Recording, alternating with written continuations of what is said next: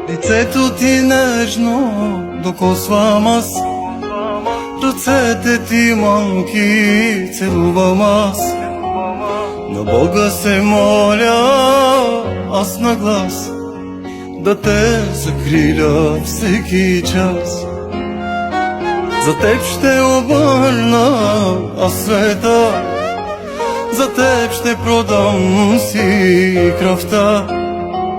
Щастлива да бъдеш искам аз, за теб се моля всеки час.